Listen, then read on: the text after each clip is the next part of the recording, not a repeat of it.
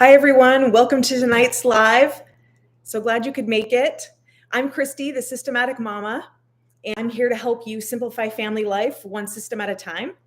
And tonight we're going to dive into your questions about meal planning and stocking a pantry. And so I want you to stick around for tips, and don't forget to share your questions in the chat. And so the first thing I wanted to do tonight was just kind of do a quick recap of the videos that I've made about meal planning and stocking your pantry, just so that if you haven't had a chance to watch those yet, you kind of know what it is we're talking about. And then I'm going to open it up for questions. So if you have any questions or comments, please go down in the chat and write those there. So I'll get to those later. And then I have some exciting announcements to make at the end. So stay tuned for that. So first of all, to get started, we'll just quickly kind of recap the videos that I've made about meal planning and stocking your pantry. So if you haven't had a chance to see those, I'm just going to share kind of just the quick points that I made in those videos. With the meal planning video, the first thing that I talked about was keeping it simple, and start by creating a master list of all of the meals your family loves, and just focusing on what's quick and easy and things that you like to make and your family likes to eat. And not keeping it, Pinterest worthy or anything, just keeping it really simple. And I shared my list of my master meal list. And so this just shows you like breakfast, lunch, and then different dinners and soups and convenience foods. And so I talked about that. And then I talked about using a calendar, whether that was paper or digital or a whiteboard, and to just schedule your meals. And something that helps with that is theme nights. So maybe Taco Tuesday or pasta night or a soup Saturday. And then I talked about grocery shopping frequency. So deciding how often you want to grocery shop. Maybe you want to shop weekly because you like fresher ingredients. Maybe you really don't like to shop, and so you want to shop bi-weekly or even monthly. And so just figuring what works best for your schedule. And then making your grocery list.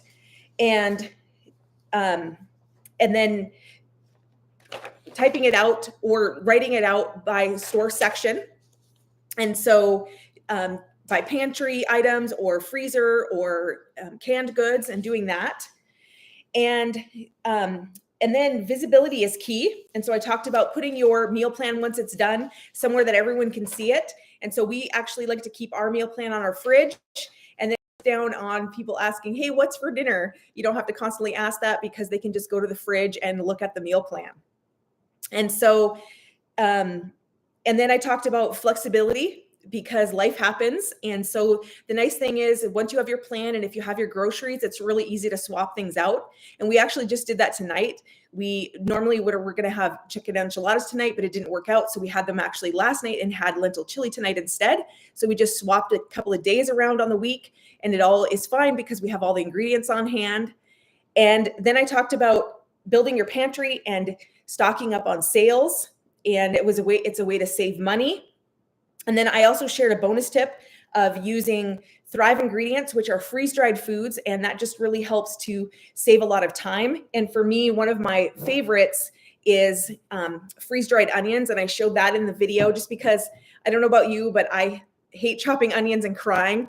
And it just takes so much time. So I love to be able to just scoop out the Thrive onions and throw them into whatever I'm making, because it saves a lot of time for me. And then just a quick recap of building a budget-friendly pantry. Some things I included in there were, the first thing was defining your pantry goals and figuring out what you want your pantry to do for you. And I shared the goals that I have for my pantry, and that is serving three main purposes. And number one is serving as a backup for emergencies, whether that's sickness or job loss, which I forgot to cover that in that video, but that is a really important one, is job loss, if that ever happens. And then also storms, power outages, or just natural disasters. And as a family, we've actually, gone through faced all of those at one point or another. And so, having a pantry has been really a great thing in those situations. And then also just categorizing pantry essentials. So I broke down pantry essentials into different categories. And so then it's easy to keep track of things like dry goods, canned goods, snacks, spices. And then I talked about starting small and building over time. And if you did see my pantry tour, that actually took me several years to get the pantry up to that place it is now. And so I talked in the video about, just adding 1 or 2 extra items each week. And that way you can stay on budget, and over time you can build a pantry. And I talked about buying a case if you can and a can if you can't. So if a case of something is on sale and you're able to, go ahead and grab that. And if not, just grab a can, and over time you'll build a pantry. And so I talked about taking advantage of sales, and I emphasized the importance of really stocking up on pantry essentials when they're on sale, especially things like pasta and canned goods and baking supplies. And then I showed you how to organize your pantry with clear containers and labels. And I just shared with you some of the containers that I use and that I label them all. And I like to put the cooking instructions inside the lids. And so that's something I shared in that video. And it was all about just creating a pantry that works for your family and that helps you save time and money, and that it helps just make meal planning a breeze. And then in the tour I gave of my pantry, and there I just gave you a kind of an overall look of my pantry, and I broke it down into different zones like dry goods, canned items, snacks, and baking supplies. And everything is just tidy and accessible. And I shared some organizing methods and how I like to keep frequently used items at eye level and in clear containers so that it's really visible, and using the first in and first out system. And I also gave tips on how to track what's running low, and then you're never off guard and you always have everything on hand. And then I highlighted my go-to pantry staples that are both versatile and budget friendly, and they're great for quick meals. And again, I also mentioned, some of my favorite things, which are like the freeze-dried onions and things like that. And the big takeaway from that pantry tour was just my decluttering tip. And I explained how keeping everything in its designated home and using clear containers just has really transformed my pantry. And decluttering not only makes your pantry look great, but it also saves you so much time and money, because we waste so much time just looking for things. But if everything's in its spot and it has a home, it just saves so much time. And if you haven't had a chance yet, go back and watch those videos, because you'll get much more detail. This is just a quick recap of that, so you kind of have an idea of what we're talking about tonight. But what I really want to get to is your questions or comments that you might have. And so I just encourage you to type any questions in the chat here.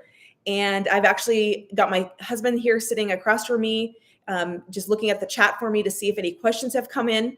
And so we're going to find out if there's any questions.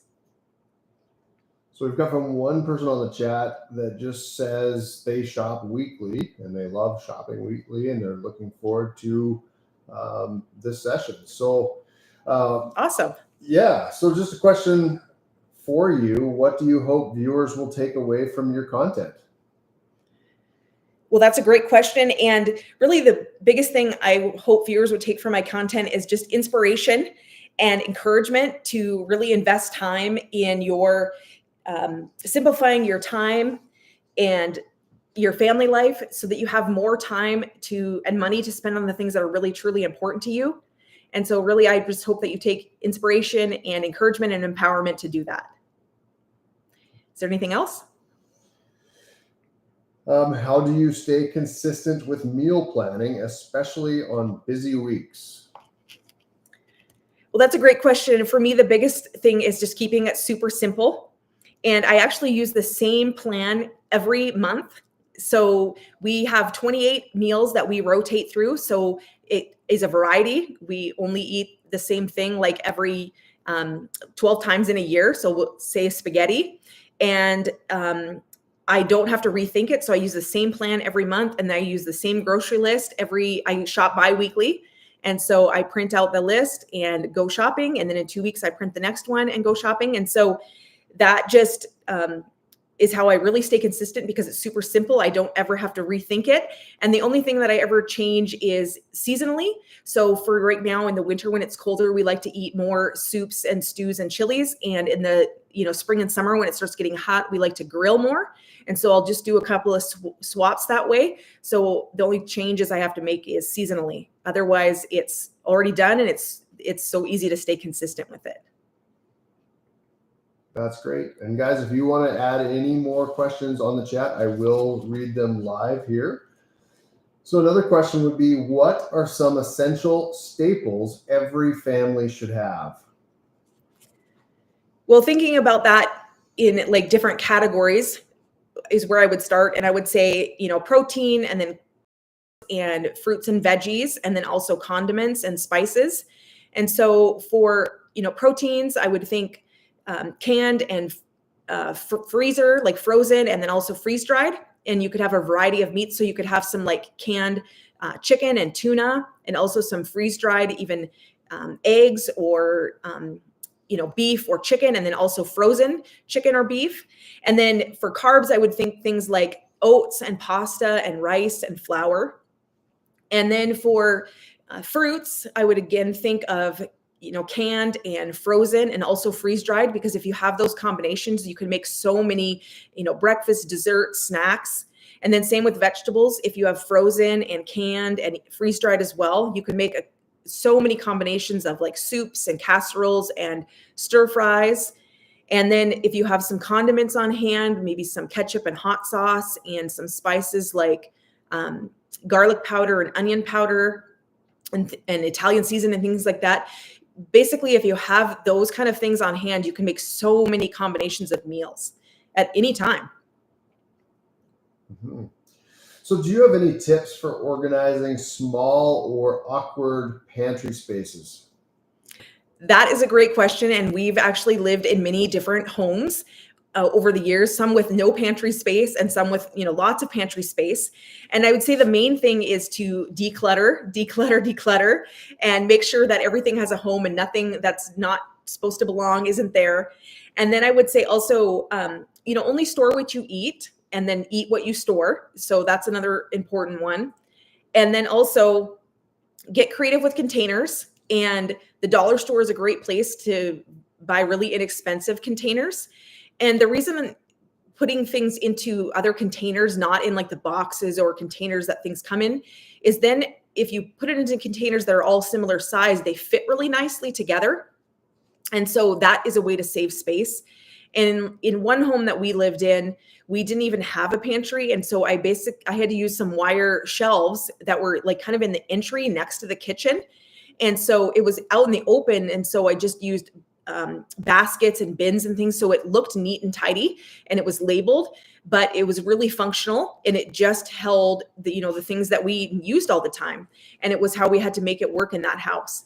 And also I would say use like the back of the door. You can get things that go over the back of the door with little container, like slots that hold things. And so that's a way as well. And then also try to think, vertically, and use every little space you can. So is there any other questions? Okay, there's no other questions. And so the only other thing I would do is like to ask you guys if you, a question back to you, and that is if there's any systems or anything that you've implemented in the last few weeks, I'd love for you to share that in the chat, because I'd love to share in those wins with you. And I'd love to hear about that if there's anything you've done. So if you have, go ahead and type that down there for me. And if anything comes in the chats, we'll get to that. But otherwise, I just want to say that, next week is Christmas. So I probably won't be uploading a video next week. And I know you'll be enjoying your time with your family. And so please do that. It'll, be great. And so I probably won't load a video, but if I do, it's. And then the week after, the last week of December, I'm going to be, I'm working on a really great video about how to have your most productive year yet with less stress. And I'm really excited about that. And I've actually made an 18-page workbook that I'm going to be including in that video, and it's going to be free. And so I'm really excited to get this workbook in your hands. I've really spent a lot of time on this, and I'm really excited to help you guys to have your best year yet with just less stress and more time and money to spend on the things that are really important to you with your family. And so I would just encourage you to check back for that. So hit the subscribe button and the bell so that you're notified so you don't miss that. And I just want to thank you so much for being here tonight. And I just want to remind you that simplifying family life starts with just one small step, just one system at a time. And I just wanted to say, you've got this. And any other questions that have come in or comments, please go ahead and just add those into the comments after this is posted when it's not live, because I still will get to those. And I want to thank you so much again for being here. This was great. And I hope you have a great night. Thank you.